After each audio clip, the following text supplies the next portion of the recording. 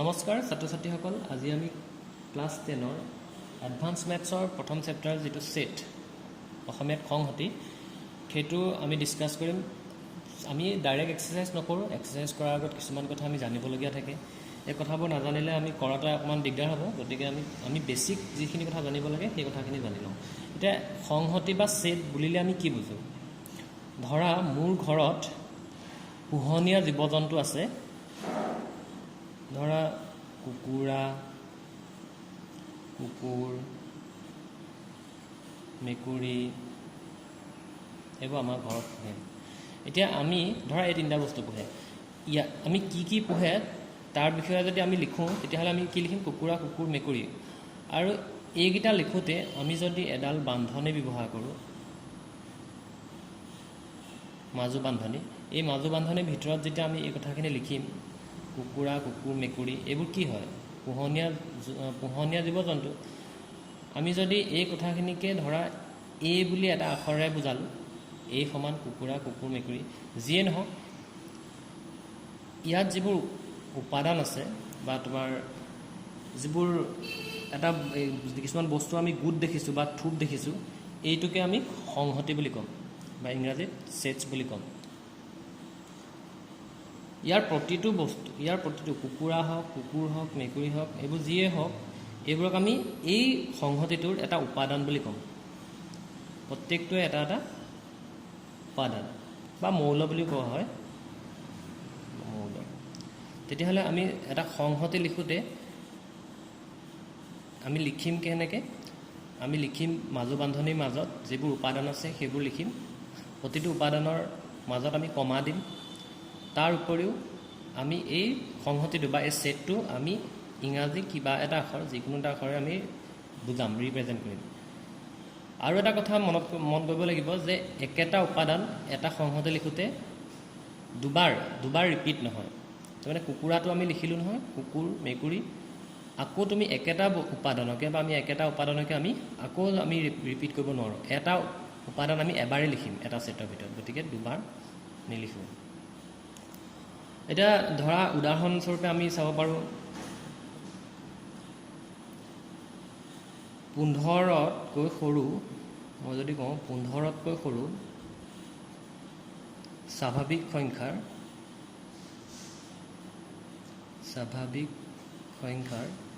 সংহতি।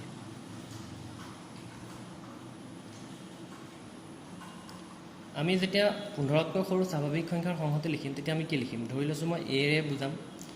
ইয়াৰ থোপটোক। 1ৰ পৰা আৰম্ভ হ'ব,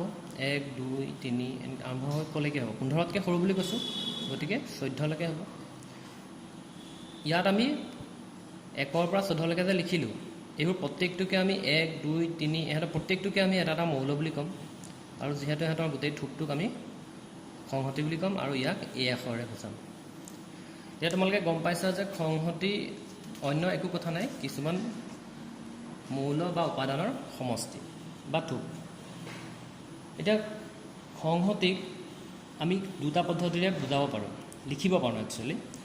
এটাক আমি কওঁ তালিকাকৰণ পদ্ধতি আৰু এটাক কওঁ বিধি নিৰ্দিষ্ট পদ্ধতি। ইংৰাজীত ক'বলৈ গ'লে এটাক ক'ম টেবুলাৰ অৰ ৰষ্টেড ফৰ্ম আৰু 2 নম্বৰটো ক'ম আমি সেট বিল্ডাৰ ফৰ্ম। ঠিক আছে, এতিয়া সেই ভাগকেইটানো কেনেকুৱা হয় আমি চাওঁ। আমি যদি লিখোঁ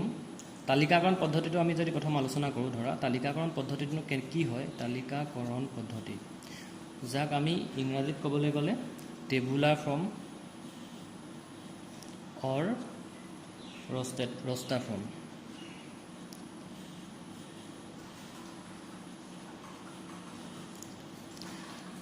ইয়াত কি হয়,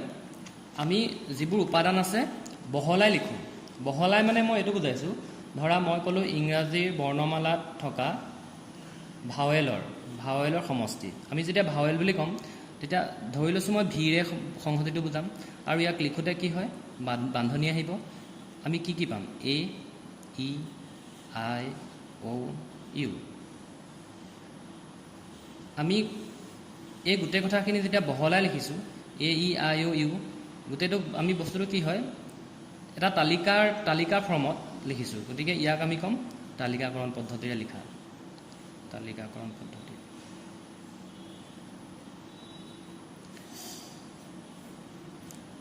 কিন্তু এই বস্তুটোকে আমি যদি সেট বিল্ডাৰ ফৰ্মত বা বিধি নিৰ্দিষ্ট পদ্ধতিত যদি আমি লিখোঁ তেতিয়াহ'লে আমি কেনেকৈ লিখিম এই কথাখিনিকে আমি কেনেকৈ লিখিম ধৰা ভিটোৰে আমি সেটটো বুজাইছোঁ বা সংহতিটো বুজাইছোঁ এক্স আমি এইটো চিহ্ন ব্যৱহাৰ কৰিব পাৰোঁ বা নহ'লে এনেকৈ এডাল আঁচু ব্যৱহাৰ কৰিব পাৰোঁ। তাৰ অৰ্থটো এইটোৱে যে এক্স ইজ চাচ ডেট এক্সটো কেনেকুৱা হ'ব এক্সৰ মানটো কি হ'ব এক্স এটা ইংৰাজী এক্সটো কি হয় এটা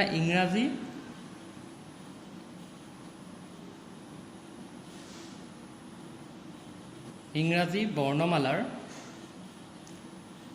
ভাৱেল।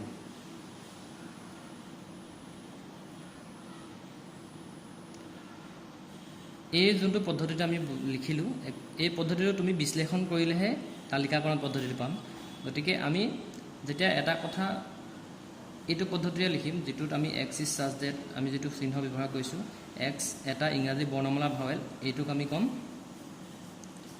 ইংৰাজীত ক'ব সেট বিল্ডাৰ ফৰ্ম আৰু অসমীয়াত কি বুলি ক'ব বিধি নিৰ্দিষ্ট পদ্ধতি বিধি নিৰ্দিষ্ট পদ্ধতি। এতিয়ালৈকে আমি কি শিকিলোঁ যে আমি সেট এটা কেনেকৈ লিখোঁ বা সংহতি এটা কেনেকৈ লিখোঁ আৰু তাৰ দুটা পদ্ধতি পালোঁ এটা আমি পালোঁ টেবুলাৰ ফৰ্ম আৰু এটা পালোঁ সেট বিল্ডাৰ ফৰ্ম। অসমীয়াত ক'বলৈ গ'লে প্ৰথমটো তালিকাকৰণ পদ্ধতি 2 নম্বৰটো বিধি নিৰ্দিষ্ট পদ্ধতি। এতিয়া বেলেগ বেলেগ ধৰণৰ সংহতিৰ প্ৰকাৰ আছে ডিফাৰেণ্ট কাইণ্ডছ অফ সেটছ। সংহতিৰ কেনেকুৱা ধৰণৰ প্ৰকাৰ আছে সংহতিৰ প্ৰকাৰ এতিয়া কেনেকুৱা ধৰণৰ আমি সংহতি পাব পাৰোঁ এটাক আমি ক'ম খালী সংহতি বা ৰিক্ত সংহতি বুলি কয় তোমালোকে যিটোৱে ব্যৱহাৰ কৰা খালী সংহতি বা ৰিক্ত সংহতি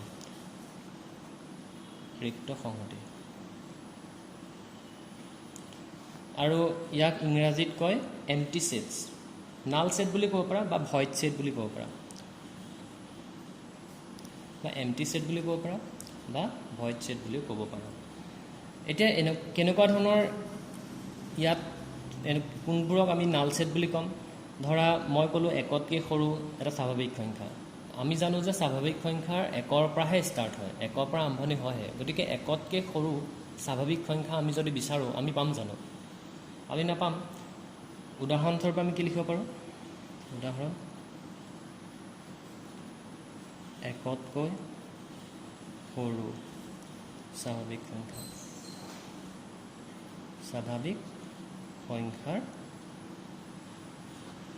সংহতি আমি বিচাৰি থাকিলেও নাপাওঁ একতকৈ সৰু স্বাভাৱিক সংখ্যাৰ সংহতি গতিকে একচুৱেলি নায়েই মানে বস্তুটো নাই।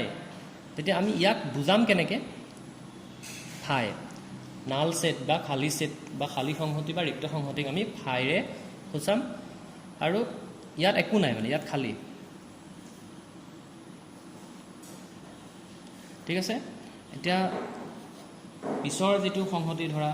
ইকুৱেল সেট বুলি কয় যিটোক আমি কওঁ সমান সংহতি তোমালোকে নামটোতে গম পাইছা সমান সংহতি আমি কেতিয়া ক'ম ধৰি লৈছোঁ এ এটা সংহতি আছে এই সংহতিটোত এ বি চি আছে আৰু ধৰা বি সংহতি এটা সংহতি আছে বি আৰু বি সংহতিত ধৰিছোঁ বি চি এ আছে। ইয়াত তুমি ভালকৈ চোৱা এ বি চি আমি যেনেকৈ নিলিখোঁ বি সংহতিটো বি চি এ আছে একেকেইটা উপাদানেই নাই জানো তাৰমানে all same elements are present in A and B তেতিয়াহ'লে তুমি এইটোক কি বুলি ক'ব পাৰা এ সমান বি ক'ব পাৰানে তাৰমানে সংহতিটোতো আমি সমান পাইছোঁনে এ আৰু বি এনেকুৱা ধৰণৰ সংহতিবোৰক আমি সমান সংহতি বুলি ক'ম। কিন্তু ধৰা এনেকুৱা আছে এ সমান এ বি বি সমান চি বি এ বি আৰু চি বি সমান নেকি নহয় যেহেতু এ আৰু বি আছে, বিত চি আৰু বি আছে, গতিকে এইকেইটা সমান নহয়। কথাটো ধৰিব পাৰিছা? একেবাৰে ইজি হয়, খালি এবাৰ প্ৰথমতে গোটেই বেছিক কথাখিনি আমি এবাৰ যদি বুজি লওঁ তেতিয়া আমাৰ পিছৰ কৰিবলগীয়াখিনি ইজি হৈ পৰিব। ঠিক আছে, এতিয়া আমি যদি চিলে চাওঁ, আমি কিছু একক সংহতি বুলি ক'ম। কোনবোৰক আমি একক সংহতি বুলি ক'ম? যিবোৰ সংহতিত এটা মাত্ৰ মৌল থাকে, এটা মাত্ৰ মৌল থাকে, একক সংহতি বুলি ক'ম। একক সংহতি বা ছিংগলটেন ছেট বুলি ক'ম।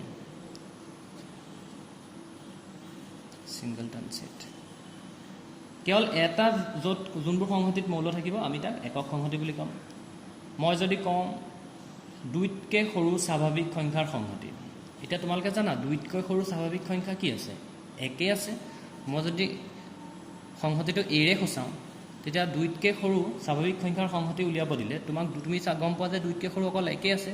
গতিকে ইয়াত এটাই মৌল আছে। গতিকে এনেকুৱা ধৰণৰ যোনবোৰ সংহতি বা ছেট কম, এইবোৰক আমি একক সংহতি বুলি কওঁ। অৰিক্ত সংহতি বা নন এমটি ছেটছ, অৰিক্ত সংহতি, যিটোক ইংৰাজীত কয় non empty sets. Non empty set. এতিয়া অৰিক্ত বা নন এমটি নামটোতেই গম পাইছা যে তাত একো খালী নাই, মানে সংহতিটোত এটা হ'লেও মৌল থাকিব লাগিব। একো নাথাকিলেহে আমি খালী বুলি ক'ম, কিন্তু কিবা এটা হ'লেও থাকিব লাগিব। তাৰমানে যিবোৰ সংহতিত খালী নহয় আমি সেইবোৰক অৰিক্ত সংহতি বুলি ক'ম। কমেও এটা মৌল থাকিবই লাগিব, যিয়ে নিলিখা তুমি। ধৰা অসমৰ জিলাকেইখনৰ সংহতি, অসমৰ জিলাকেইখন তুমি যদি লিখা তাৰ যিটো সংহতি বনিব সেইটো এটা অৰিক্ত সংহতি। মুঠতে খালী থাকিব নালাগিব। তাৰপিছতে আহিব আৰু এটা বেলেগ ধৰণৰ সংহতি, যিটোক ক'ম আমি সসীম আৰু অসীম। দুইটা আমি একেলগে পঢ়িম, সসীম আৰু অসীম। এইটো কি সংহতি আকৌ? তোমালোকে নামটো ধৰিব পাৰিছা নিশ্চয়, যে এটা ইংৰাজীত যদি কওঁ আমি এইটো finite and infinite. Infinite set. সসীম, সসীম মানে তোমাৰ মানে আমি গণনা কৰিব পৰা হ'ব লাগিব। আমি যিটো সংহতি ল'ম তাত থকা মৌল বা উপাদানবোৰ এটা নিৰ্দিষ্ট পৰিমাণলৈকে থাকিব। ধৰা মই ক'লোঁ 1ৰ পৰা 100ৰ মাজত থকা স্বাভাৱিক সংখ্যাৰ সংহতি। এতিয়া তোমালোকে 1ৰ পৰা 100ৰ মাজত থকা স্বাভাৱিক সংখ্যাৰ সংহতি লিখিব নোৱাৰিবা জানো? গতিকে লিখিব পাৰিবা। অৰ্থাৎ যিবোৰ আমি লিখিব পাৰোঁ বা গণনা কৰিব পাৰোঁ সেইবোৰক আমি সসীম সংহতি বুলি ক'ম। আৰু অসীম সংহতি, অসীম সংহতি হ'ল তেনেকুৱা ধৰণৰ সংহতি য'ত অসংখ্য মৌল থাকে। তুমি হয়তো তাত লিখিব নোৱাৰিবা বা তুমি গণনা কৰি শেষ কৰিব নোৱাৰিবা। উদাহৰণস্বৰূপে যদি লওঁ, সসীম সংহতি লওঁ, ধৰা মই একেবাৰে এই সংহতিটো মই তোমাৰ বিধি নিৰ্দিষ্ট পদ্ধতিত একেবাৰে লিখি দিছোঁ দেই, ছেট বিল্ডাৰ ফৰ্মত। এতিয়া তোমালোকক যদি মই সুধোঁ যে 10তকৈ সৰু স্বাভাৱিক সংখ্যাৰ সংহতি, তোমালোকে ছেট বিল্ডাৰ ফৰ্মতো যদি মই সেইটো লিখোঁ একেবাৰে লিখি দিম। বস্তুটো মই ছেট বিল্ডাৰ ফৰ্মত লিখিম যে এক্স, তোমালোকে কি লিখিবা? এক্স ইজ ছাচ ডেট, এক্সটো কেনেকুৱা হ'ব? এক্স কি বুলি কৈছোঁ মই? স্বাভাৱিক সংখ্যা, হয়নে? তেতিয়া এই চিনটো যে দিছোঁ, মই এই চিনটোৰ কথা কৈছোঁ, এই চিনটোত আমি বিলং বুলি কওঁ, যিটো অন্তৰ্ভুক্ত চিহ্ন বুলি কওঁ। এক্সটো কাৰ অন্তৰ্ভুক্ত হয়? স্বাভাৱিক সংখ্যা, যিটো আমি ইংৰাজীৰ আখৰ এনেৰে বুজাওঁ। কিন্তু কথাটো হ'ল কি, এক্স কাতকৈ সৰু? মই কৈছোঁ যে এক্স এটা স্বাভাৱিক সংখ্যা, এক্সটো কাতকৈ সৰু? এক্সটো 10তকৈ সৰু। তাৰমানে ইয়াত এইটোৱে বুজাব যে 10তকৈ সৰু স্বাভাৱিক সংখ্যাৰ সংহতি। খালি এইটো আমি লিখিছোঁ কোনটো সময়ত? ছেট বিল্ডাৰ ফৰ্মত, অৰ্থাৎ বিধি নিৰ্দিষ্ট পদ্ধতিত আমি একেবাৰে লিখি দিছোঁ। মই যদি এই কথাটোকে আমি যদি টেবুলাৰ ফৰ্মত বা তালিকাকৰণ পদ্ধতিত লিখোঁ তেতিয়াহ'লে কেনেকৈ হ'ব? এই সমান X is such that X belongs to N. তাৰমানে আমি কি বুজিছোঁ যে এক্সটো কেনেকুৱা হ'ব? স্বাভাৱিক সংখ্যা হ'ব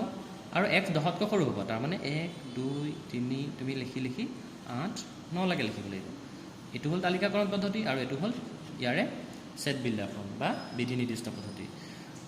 এতিয়া এইকেইটা সসীম হয় নে অসীম হয়? আমি 1ৰ পৰা 9লৈকে আমি লিখিবই পৰা হৈছোঁ, গণনা কৰিব পাৰিছোঁ। ইয়াত প্ৰতিটো মৌল আমি লিখিব পৰা হৈ আছোঁ। গতিকে এনেকুৱা ধৰণৰ যিবোৰ আমি এটা নিৰ্দিষ্ট সংখ্যকহে মৌল থাকিব, আমি যিখিনি আমি লিখিব পাৰোঁ বা গণনা কৰিব পাৰোঁ তাক আমি সসীম ছেট বা সসীম সংহতি বুলিব। এতিয়া আমি অসীমটো কি হ'ব, অসীমটো বাৰু গম পালোঁ। এতিয়া অসীমটো কি হ'ব, মই কৈছিলোঁ যে তাৰ যিবোৰ মৌল থাকিব সেইবোৰ অসংখ্য থাকিব, আমি হয়তো লিখিব নোৱাৰোঁ। এতিয়া তোমালোকে জানা যে এটা বিন্দুৰ মাজেৰে, মই কৈছোঁ যদি কওঁ যে এটা বিন্দুৰ মাজেৰে তুমি সৰল ৰেখা টানা, কিমান সৰল ৰেখা টানিব পাৰিবা? তুমি গণনা কৰিব নোৱাৰাকৈ তুমি ৰেখা টানিব পাৰিবা এটা বিন্দুৰ মাজেৰে। গতিকে এইটো কোনো ধৰণৰ সসীম সংহতিৰ উদাহৰণ নহয়, এইটো হ'ব অসীম সংহতি। তাৰমানে ইয়াৰ মাজেৰে অসংখ্য, এটা বিন্দুৰ মাজেৰে আমি অসংখ্য ৰেখা অংকন কৰিব পাৰোঁ। গতিকে এইটো এটা কি হ'ব, অসীম সংহতিৰ উদাহৰণ। তাৰমানে উদাহৰণস্বৰূপে কি লিখিব পাৰোঁ, এটা বিন্দুৰ মাজেৰে অংকন কৰা ৰেখাৰ সংখ্যা। তো ৰেখা গণনা কৰিব পাৰিবা নেকি? নোৱাৰা নিশ্চয়। গতিকে এইটো হ'ব এটা অসীম সংহতি। ওপৰত লিখি দিওঁ অসীম সংহতি।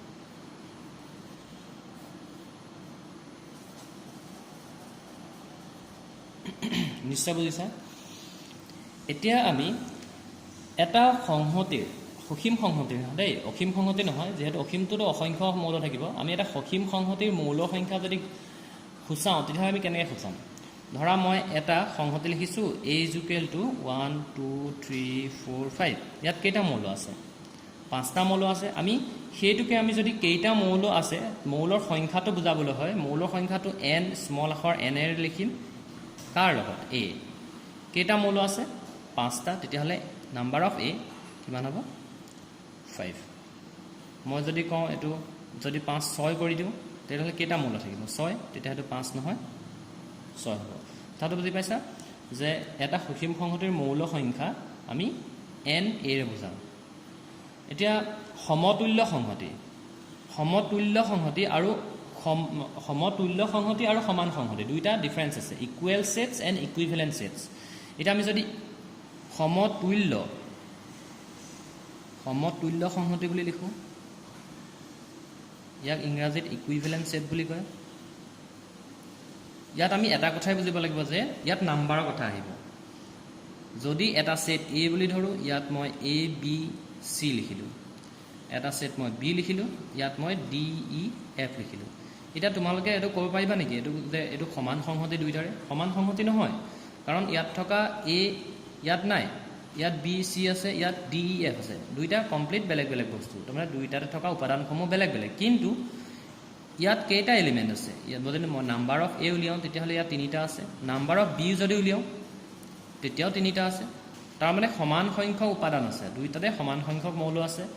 গতিকে এনেকুৱা ধৰণৰ যিবোৰ সংহতিক আমি সমতুল্য সংহতি ক'ম। কিন্তু মনত ৰাখিবা এইকেইটা সমান সংহতি নহয়।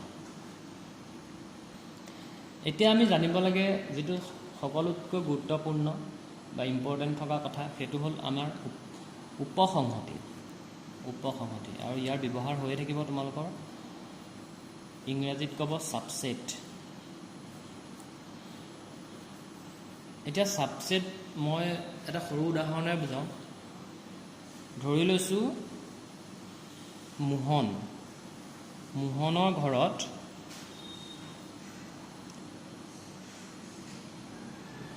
কুকুৰা মেকুৰী এই দুবিধ বস্তু আছে,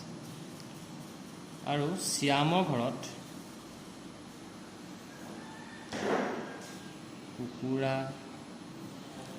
মেকুৰী পাৰ এই তিনিবিধ আছে। এতিয়া চোৱা, মোহনৰ ঘৰত থকা যিকেইটা উপাদান কুকুৰা আৰু মেকুৰী, যিকেইটা এলিমেণ্ট কুকুৰা আৰু মেকুৰী, শ্যামৰ ঘৰত আছেনে নাই? আছে। তেতিয়াহ'লে মোহনৰ ঘৰত থকা যিবোৰ এলিমেণ্ট কুকুৰা মেকুৰী যদি শ্যামৰ ঘৰত থাকে, তেতিয়া আমি কি বুলি ক'ম? মোহন কাৰ উপসংহতি হ'ব? শ্যামৰ। কিন্তু আমি কোনটো চিম্বলেৰে বুজাম ইয়াক? আমি এইটো চিম্বল। আৰু ইয়াক আমি উপসংহতিৰ চিম্বল বুলি ক'ম উপসংহতিৰ চিম্বল উপসংহতিৰ যিটো চিন কিন্তু ইয়াত এটা কথা আমি মন কৰিব লাগিব উপসংহতি যেতিয়া আমি পঢ়িম তেতিয়া প্ৰকৃত উপসংহতি বুলি এটা তোমালোকৰ ভাগ আছে যেটো প্ৰকৃত উপসংহতি বুলি কয় এটো একচুয়ালি আমি প্ৰকৃত উপসংহতি বুলিহে ক'ম প্ৰকৃত উপসংহতি এটা শব্দ লগাই দিবা প্ৰকৃত বুলি কেলে কৈছো তোমালোকক মই বুজাই আছো এটোক আমি প্ৰকৃত উপসংহতি ক'ম কিন্তু আমি যদি উপসংহতি বুলি কওঁ তেতিয়া হলে চাবা যদি মোহনৰ ঘৰতো কুকুৰা মেকুৰী আছে আৰু শ্যামৰ ঘৰতো কুকুৰা মেকুৰী আছে মোহনৰ ঘৰতো কুকুৰা আৰু মেকুৰী আছে আৰু শ্যামৰ ঘৰতো কুকুৰা আৰু মেকুৰীয়া আছে তেতিয়া হলে তোমালোকে এটো চোৱা শ্যামৰ ঘৰত যিকিটা উপাদান আছে বা যিকিটা মৌল আছে তেতিয়া হলে মোহনৰ ঘৰত আছে নে নাই আছে তেতিয়া আমি প্ৰকৃত উপসংহতি যদি ব্যৱহাৰ নকৰো আমি এনে উপসংহতি বুলি কওঁ তেতিয়া হলে আমি যেহেতু এটা সমানো আছে উপসংহতি হয় আৰু লগত সমান বস্তু আছে দেখিছানে কুকুৰা আৰু মেকুৰী তেতিয়া এটো একচুয়ালি এ নহয় এটো যদি আমি এ ৰে খুচাও এটো যদি বি ৰে খুচাও তেতিয়া হলে এ উপসংহতি বি আমি এটো এনেকৈ খুচাম ইয়াত আমি উপসংহতিৰ চিনটো দিয়াৰ উপৰিও এডাল সমান চিন দিয়া আছে তাৰ মানে এটো বুজাইছে যে মোহনৰ ঘৰত যিকিটা জন্তু আছে বা যিকিটা মৌল আছে শ্যামৰ ঘৰত একেবাৰে সমান মৌলই আছে তেতিয়া হলে আমি এটো এনেকৈ খুচাম কিন্তু ধৰি লৈছো অকল মোহনৰ ঘৰত যদি আমি এ ৰে খুচাও মোহনটো এ অকল কুকুৰা আছে আৰু যদি বিট কুকুৰাৰ লগতে কথাটো বুজি পাইছা কুকুৰাৰ লগত যদি আমি মেকুৰীও দিওঁ তেতিয়া হলে এক বিৰ প্ৰকৃত উপসংহতি বুলি ক'ব ঠিক আছে যেটোক আমি কম প্ৰপাৰ সাবসেট তাৰমানে এইটো ক্ষেত্ৰত এ বিৰ একেবাৰে সমান নহয় কিন্তু এইটো ক্ষেত্ৰত আকৌ এ আৰু বি সমান হয় কথাটো একেবাৰে ইজি হয় এইটো ক্ষেত্ৰত এ আৰু বি সমান হ'ব আৰু এইটো ক্ষেত্ৰত এ আৰু বি সমান নহ'ব এতিয়া উপসংহতিৰে কেইটামান নিয়ম আছে উপসংহতিৰ যিকিটা নিয়ম আছে সেইকিটা তোমালোকে জানি লোৱা উপসংহতিত আমি জানিবলগীয়া কি আছে চোৱা যদি এৰ এটা উপাদান অতি কমেও এটা উপাদান বিৰ অন্তৰ্ভুক্ত নহয় তেতিয়া আকৌ আমি উপসংহতি নকওঁ তাৰমানে কি ক'ব বিচাৰিছো মই ধৰি লৈছো 8 1 2 3 4 আছে আৰু বিত আছে ধৰি লৈছো মই 1 2 3 5 6 That's why 8 1 2 3 4 আছে বিট 1 2 3 4 নাই 5 6 জি আছে জি নাথাকক কিন্তু ইয়াত থকা প্ৰতিটো উপাদান ইয়াত আছে জানো নাই তেতিয়া হলে আমি ইয়াক বিৰ সংহতি বুলি নকওঁ বিৰ উপসংহতি বুলি নকওঁ ঠিক আছে আৰু এটা কথা 2 নম্বৰ এটো 1 নম্বৰ পইণ্ট বুলি ধৰা 2 নম্বৰ পইণ্টটো হ'ল যে প্ৰতিটো সংহতি নিজৰ উপসংহতি হ'ব এ যেনিবা 1 2 3 আছে তেতিয়া হলে তুমি এ টু নিজৰে উপসংহতি নহয় জানো এ যিবোৰ মৌলব উপাদান আছে তুমি আৰু এটা এ বুলি ধৰা এত থকা এটো একেই হয় এত থকা প্ৰতিটো মৌলই আকৌ ইটোটো আছে গতিকে নিজেই নিজৰ উপসংহতি হৈছে নে নাই গতিকে আমি এটো মনত ৰাখিব লাগিব যে প্ৰতিটো সংহতিয়ে নিজৰ উপসংহতি হয় আৰু এটা কথা মনত ৰাখিব লাগিব যেটো ৰিক্ত সংহতি বা খালি সংহতি নাল সেট এই নাল সেটটোক আমি যেটো ফাইৰে বুজাও এটো যিকোনো সেটৰে যিকোনো সংহতিৰে হি উপসংহতি হ'ব পাৰে যিকোনো সেটৰে হি সাবসেট হ'ব পাৰে তাৰ মানে এটো ফাইটো যিকোনো সেট মই যিকোনো এটা এ বি যিকোনো এটা সেট যদি লওঁ যিয়ে নিলিখো ফাইটো কিন্তু সবৰে উপসংহতি হ'ব এটো একদম ইম্পৰ্টেন্ট এটা তোমালোকে নেক্সট এটা কথা জানিব লাগে ঘাত সংহতি এটা ঘাত সংহতি কি হয় যেটোক আমি ইংৰাজীত কম পাৱাৰ সেট ঘাত সংহতি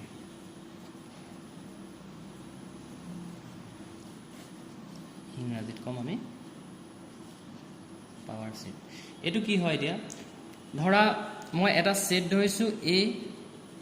আৰু ইয়াত এ আৰু বি দুটা মৌল আছে দুটা এলিমেন্ট আছে ঘাত সংহতিটোক আমি পি এ ৰে হসাম আৰু যেতিয়া আমি এইটো লিখোঁ তেতিয়াহ'লে আমি কেনেকৈ লিখিম ইয়াক আমি এটা সেটৰ ভিতৰত লিখিব লাগিব যেহেতু ইয়াৰ যিবোৰ উপসংহতি হ'ব সব লিখিম আমি ফাইটো প্ৰত্যেকটো সংহতিৰ উপসংহতি হ'ব গতিকে ফাইটো আহিবই ইয়াত এটা এটা মৌল আমি লিখিব পাৰোঁ এতিয়া এটো যদি মই অকল এই উপাদানটো লিখোঁ এটো এই গোটেই এটোৰ উপসংহতি হয়নে নহয় হয় এটো বুজাম বিটো আছে বিটো বুজাম আমি যদি গোটেইটো এ বি বুলি বেলেগকৈ ধৰোঁ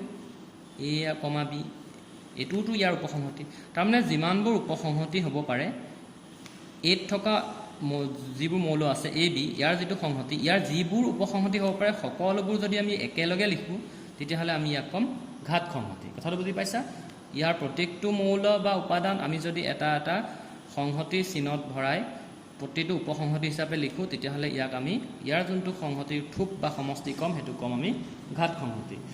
ঠিক আছে যদি এইটো তোমালোকে বুজা নাই মই আৰু এটা উদাহৰণ দিছোঁ ধৰা মই বিৰে 1 আৰু 2 বি এটা সংহতি B is a set in which 1 and 2 are the elements 1 আৰু 2 ইয়াৰ উপসংহতি ঠিক আছে ইয়াৰ উপাদান তেতিয়াহ'লে আমি পাৱাৰ অফ যদি বি লিখোঁ তাৰমানে ঘাত সংহতি বিৰ ঘাত সংহতি লিখিলে কি হ'ব ফাইটো আহিবই এইটো চবৰে উপসংহতি হয় আমি যদি ইয়াত ভাগ কৰি চাওঁ 1 আছে 2 আছে আৰু একেলগে 1 আৰু 2 দুইটাই লিখিব পাৰোঁ কিমান হ'ল 1 2 3 4 এইটো নাম্বাৰ ইয়াত তোমাৰ নাম্বাৰ অফ এলিমেণ্ট 4 আছে যেটো পৰিমাণ ইয়াত 4টা আছে হেতুৰ লগত কথা নাই কিন্তু আমি গোটেইখিনি যেতিয়া ইয়াৰ উপসংহতি হিচাপে লিখিম ইয়াৰ থোপটোকে আমি কি বুলি ক'ম ঘাত সংহতি আৰু যদি ইয়াক কেইটা নাম্বাৰ আছে নাম্বাৰ অফ পাৱাৰ সেট যদি এইটো লিখোঁ আমি নাম্বাৰ অফ পি বি কেইটা আছে 1 2 3 4 তো 4 এইটো আগৰ নিচিনাকৈ তোমালোকে যদি কেইটা উপাদান আছে উলিয়াবলৈ হয় সেইটো এনেৰে বুজাব এটা পাৱাৰ অফ বি তাৰমানে কেইটা আছে 4টা আছে 1 2 3 4টা ঠিক আছে এতিয়া আমি কি পঢ়িম সংহতিৰ সংক্ৰিয়া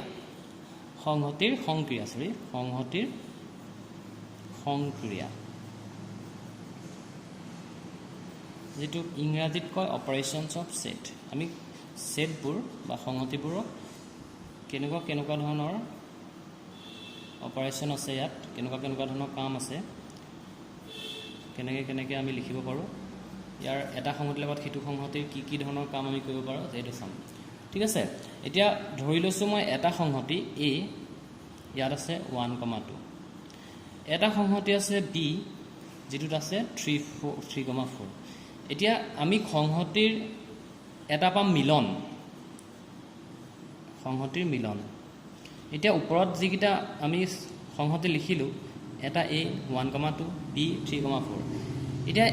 সংহতি যেতিয়া মিলন হ'ব এই দুইটা সংহতি যদি আমি মিলন ঘটাওঁ মিলন মানে লগোৱা আমি লিখিম কেনেকৈ এ ইউনিয়ন বি ইংৰাজীত এইটো ইউনিয়ন বুলি কয় অসমীয়াত কয় মিলন এতিয়া আমি এ ইউনিয়ন বি যদি উলিয়াবলৈ দিয়ে আমাক এৰ মান 1 2 দিছে বিৰ মান 3 4 দিছে তোমালোকে তেতিয়াহ'লে একেবাৰে ধুনীয়াকৈ লিখি ল'ব পাৰিবা যে 1,2,3,4 তাৰমানে এ আৰু বিত যিকেইটা বস্তু আছে সেইকেইটা তোমালোকে একেলগে এটা সংহতিত যেতিয়া লিখিবা সেইটো ক'ব সংহতিৰ মিলন ঘটিছে এ বিৰ লগ হৈছে এতিয়া কথা এটা আছে তুমি এত থকা প্ৰতিটো মৌল যদি চোৱা এ ইউনিয়ন বিত আছেনে নাই আছে বিত থকা প্ৰতিটো মৌল এ ইউনিয়ন বিত আছেনে নাই আছে গতিকে আমি কি লিখিব পাৰোঁ আমি যদি লিখোঁ এইবোৰ এক্স বুলি যদি ধৰোঁ এইটো এক্স যদি ধৰোঁ তেতিয়াহ'লে আমি এইটো লিখিব পাৰোঁ যে এক্স অন্তৰ্ভুক্ত হৈ আছে যেটো আমি অন্তৰ্ভুক্ত চিন বিলংছ বুলি কওঁ এইটো ক'ত আছে এ ইউনিয়ন বিটো আছেনে বা তুমি এইটো লিখিব পাৰা এক্সটো এটো থাকিব পাৰে বা এক্সটো বিটো থাকিব পাৰে তাৰমানে এক্সটো যদি এ ইউনিয়ন বিত আছে মই যদি এইটো এক্স বুলি ধৰিছোঁ একটোকে মই যেনিবা এক্স ধৰিলোঁ ইয়াতো এক্সটো যদি মই 1 বুলি ধৰিছোঁ এইটো ক'ত আছে এ ইউনিয়ন বিত আছে তাৰমানে এক্সটো ক'ত আছে এ ইউনিয়ন বিত আছে এ ইউনিয়ন বিত থাকিবলৈ হ'লে কণ্ডিশ্যনটো কি হ'ব হয়তো এক্সটো এত থাকিব লাগিব নহ'লে এক্সটো বিত থাকিবই লাগিব তেতিয়াহে তোমাৰ দুইটাৰ পৰা আহিছে যেতিয়া হয়তো এইটো এ পৰা আহিছে নহ'লে বি পৰা আহিছে কোনোবা এটাৰ পৰা আহিছে গতিকে এক্সটো এটো থাকিব নহ'লে বা এক্সটো বিত থাকিবই লাগিব কিন্তু এটাটো যদি নাথাকে তেতিয়াহ'লে আমি এক্সটো নট বিলংছটো লিখিম এ ইউনিয়ন বিত এক্স নাই যদি এ ইউনিয়ন বিত এক্স নাই তাৰ অৰ্থটো কি তাৰ অৰ্থটো এক্সটো এটো নাই বা এক্সটো বিটো নাই কথা ধৰিব পাৰিছা এতিয়া সংহতি যেতিয়া মিলন ঘটাম তাৰ কেইটামান ধৰ্ম আছে আৰু ধৰ্মকেইটা তোমালোকে এইটো কথা বুজি পালে ধৰ্মকেইটাও বুজি পাবা সংহতিৰ কিছুমান ধৰ্ম আছে ধৰা মই 1 নম্বৰত কি এনেকৈ লিখিলোঁ A subset of A union B A এটা উপসংহতি এ ইউনিয়ন বিৰ মই এটুকে ধৰা এইটো উদাহৰণ লওঁ এত 1 আৰু 2 আছে ঠিক আছে এতিয়া এ ইউনিয়ন বিত কি আছে চোৱা এ ইউনিয়ন বিত আছে 1 2 3 4 এত থকা প্ৰতিটো মৌল এ ইউনিয়ন বিত আছে নে নাই আছে তেতিয়াহ'লে এটোক আমি এ ইউনিয়ন বিৰ উপসংহতি বুলি লিখিব পাৰোঁ একেধৰণে বিত থকা প্ৰতিটো মৌল 3,4 এ ইউনিয়ন বিত আছেনে আছে এতিয়া বিটোকো তুমি উপসংহতি বুলি লিখিব পাৰা হয় বুজিছা আৰু 2 নম্বৰ কথাটো হ'ল কি তুমি এৰ লগত যদি এৰে মিলন ঘটোৱা আমি যদি এ ইউনিয়ন এ লিখোঁ তোমালোকে মন কৰিবা এ ইউনিয়ন এ লিখিলে এত 1,2 আছে আকৌ ইটো এটো 1,2 আছে ঠিক আছে কিন্তু দুইটা বস্তু আমি দুবাৰ একেটা বস্তুকে দুবাৰ নিলিখোঁ 1,2 আকৌ 1,2 নিলিখোঁ একেটা মূল্য যিহেতু দুবাৰ লিখিব নোৱাৰোঁ গতিকে 1,2 হ'ব তাৰমানে এইটোৱে অৰ্থ নহ'ল জানো যে এ ইউনিয়ন এ তাৰমানে এ মিলন এ এইটো কি হ'ব সমান এৰ সমানেই হ'ব গতিকে এইটো এ হোৱা নাই জানো এ হৈছে তেনেকৈ ধৰণে তুমি এৰ লগত যদি এটা ছেট মই এ বুলিয়ে ধৰি লৈছোঁ ইয়াৰ লগত তুমি ঠাই যিটো আমি খালী ছেট বুলি কওঁ ভইড ছেট বা নাল ছেট ইয়াৰ লগত যদি তুমি মিলন ঘটোৱা এইটো কি হ'ব এ হ'ব যিহেতু খালী ছেটটো খালীয়েই আৰু এটো সদায় খালী ছেট এটা থাকিবই মানে যিকোনো ছেট এটাত ঠাইটো এটা উপসংহতি হিচাপে থাকিবই গতিকে দুইটা মিলন ঘটালেও তুমি এ পাবা তাতকৈ বেলেগ একো নোপোৱা যদি মই 4 নম্বৰটো চাওঁ এ মিলন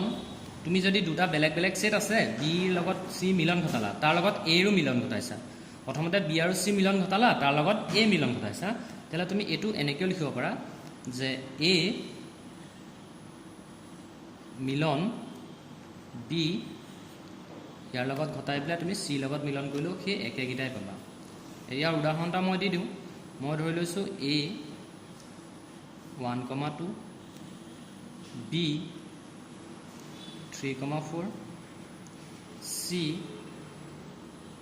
5,6 ঠিক আছে এতিয়া মই এইটো চাওঁ দেই লেফ্ট হেণ্ড ছাইডটো হয়নে নহয় আমি চাওঁ তেতিয়াহ'লে এত কি পাতিছোঁ 1,2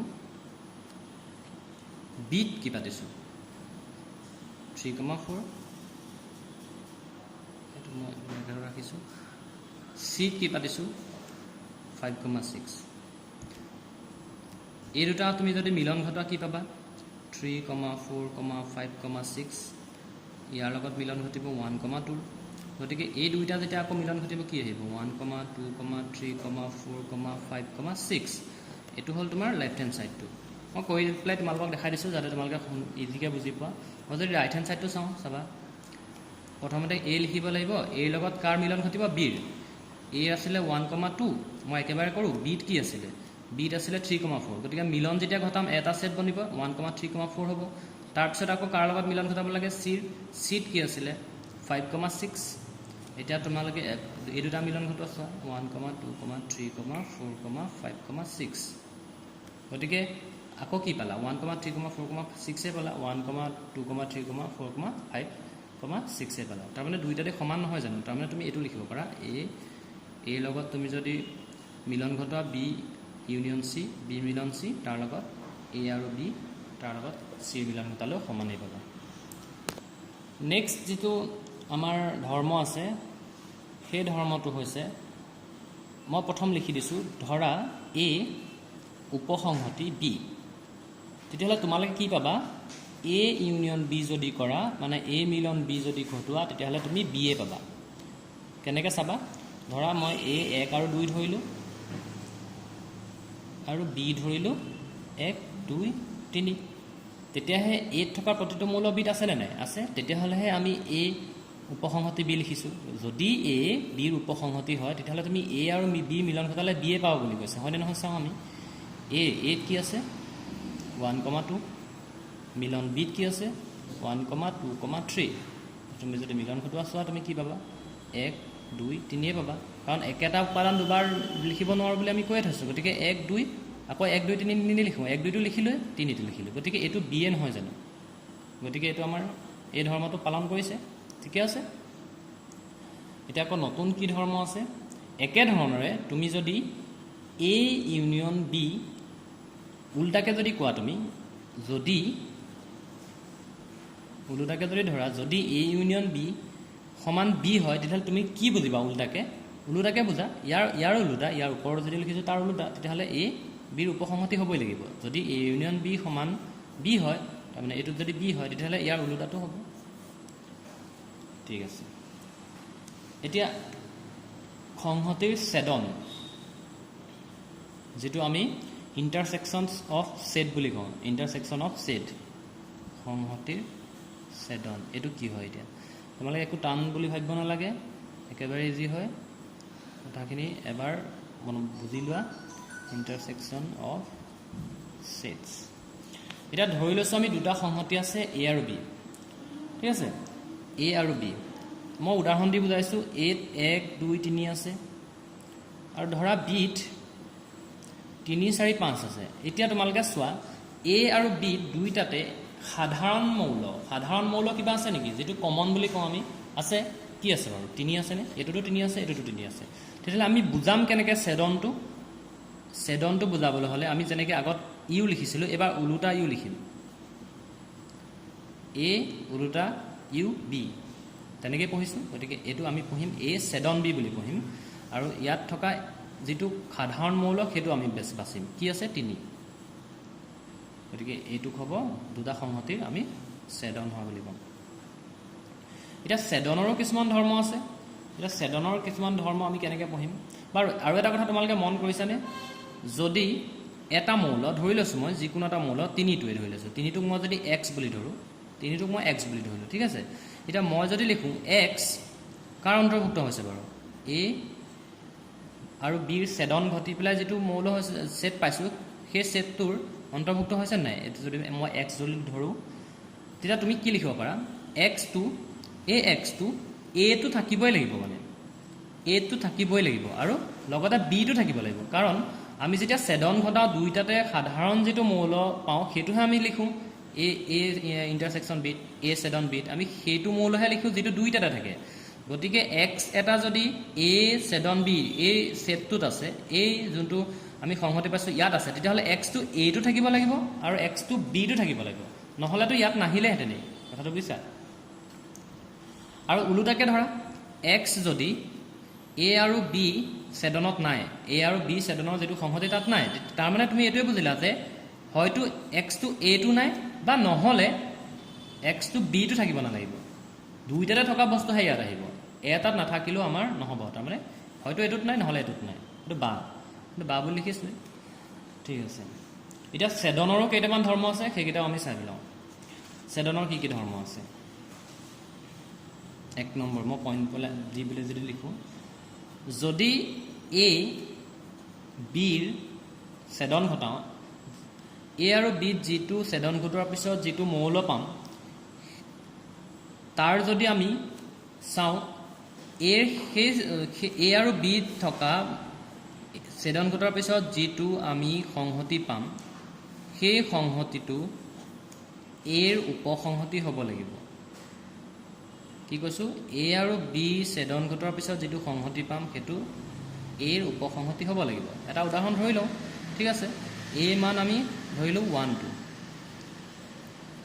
বি মান ধৰিলোঁ মই 2 3 ঠিক আছে এতিয়া মই যদি এ ছেদন বি কৰোঁ তেতিয়াহ'লে কি লিখিবা তোমালোকে এ ছেদন বি যদি সেটটো সংহতিটো লিখোঁ তেতিয়াহ'লে তোমালোকে কি লিখিবা দুইটাৰে একে থকা মৌল 2 আছে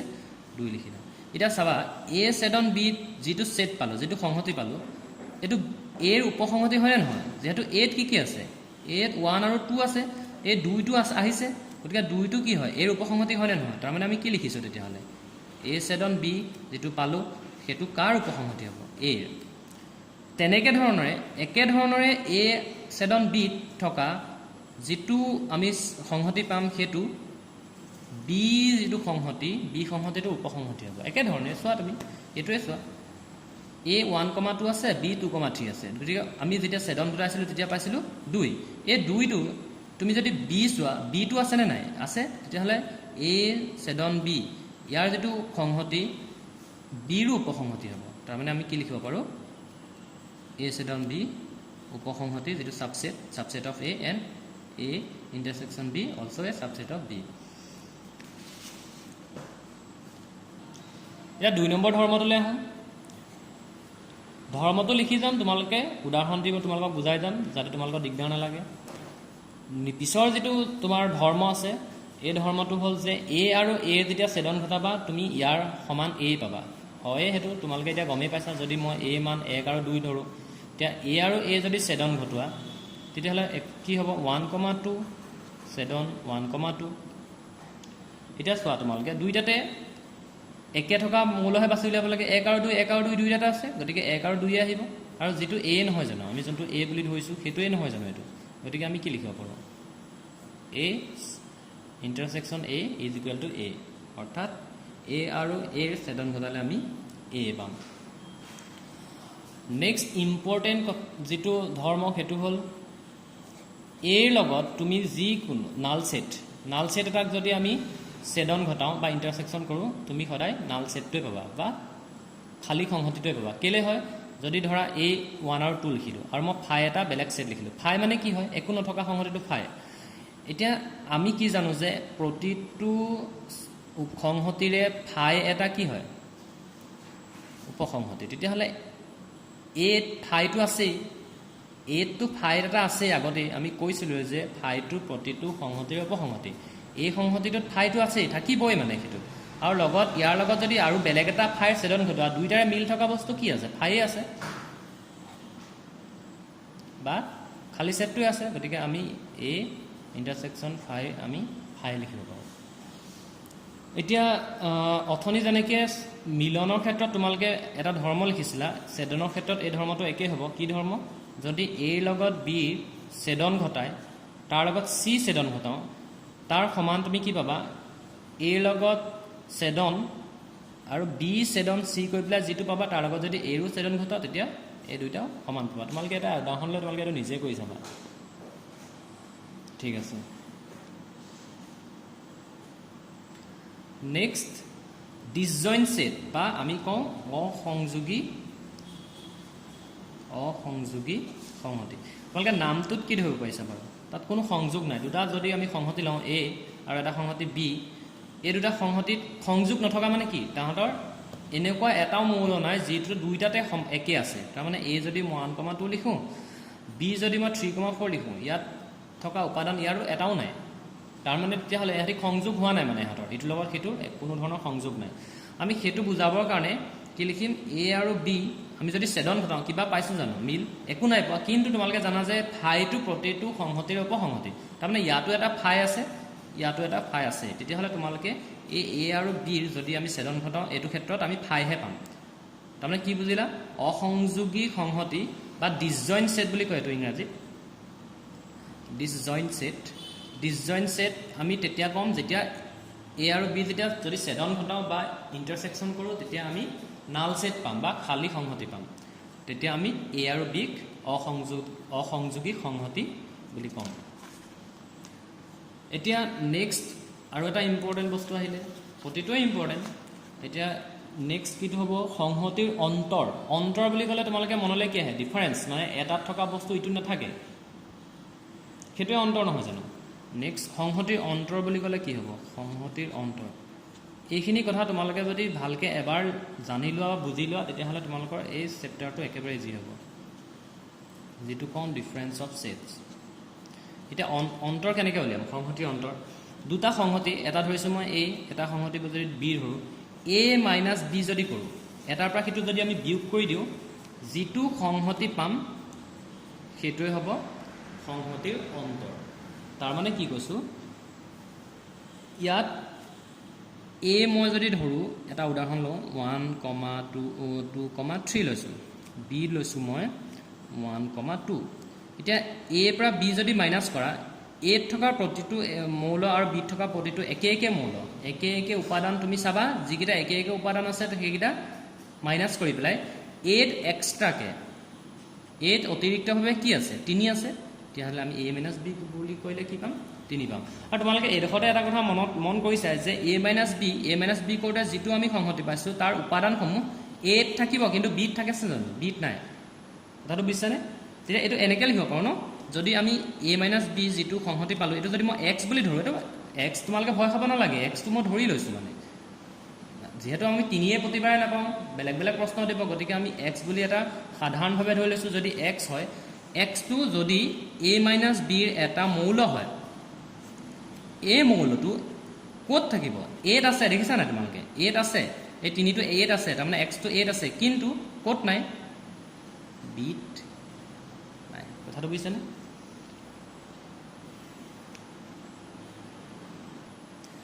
নেক্সট আমি কি জানিব লাগে পূৰক সংহতি কি হয় মানে সংহতি পূৰক আমি কেনেকৈ উলিয়াম সংহতি পূৰক আমি এটা এনেকুৱা ধৰণৰ সংহতি ধৰিছো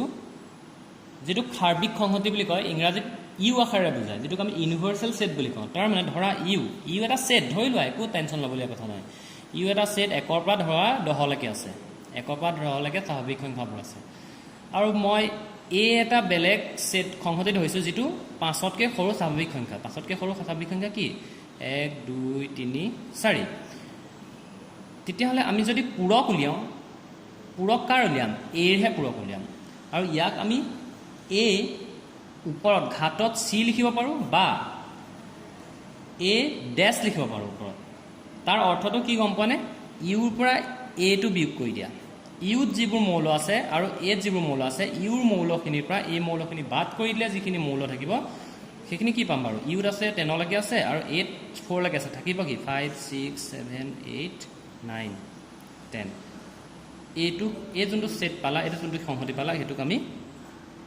এৰ পূৰক সংহতি বুলি কম বুজি পাইছা আৰু বুজাও আমি এ ডেছেৰে কিবা যদি তোমালোকে ডাউট লাগে তোমালোকে কমেন্ট সেকশনত কমেন্ট কৰিবা ঠিক আছে আৰু এখিনি একেবাৰে ইজি হয় এখিনি কথা জানিলে তোমালোকে পিছত যিখিনি প্ৰবলেম আছে ধুনীয়াকৈ গম পাবা আৰু কিছুমান আছে ইয়াৰ মই আৰু এটা ভিডিঅ' বনাব লাগিব যেহেতু এটো যথেষ্ট দীঘল ভিডিঅ' হৈছে গতিকে আৰু এটা ভিডিঅ' বনাম তাৰ পিছত আমি এক্সাৰসাইজ আৰম্ভ কৰিম ঠিক আছে ধন্যবাদ তোমালোকে যদি ভিডিঅ' ভাল পাইছা তেতিয়াহ'লে লাইক কৰিবা শ্বেয়াৰ কৰিবা আমাৰ চেনেলটো সাবস্ক্ৰাইব কৰিবা ধন্যবাদ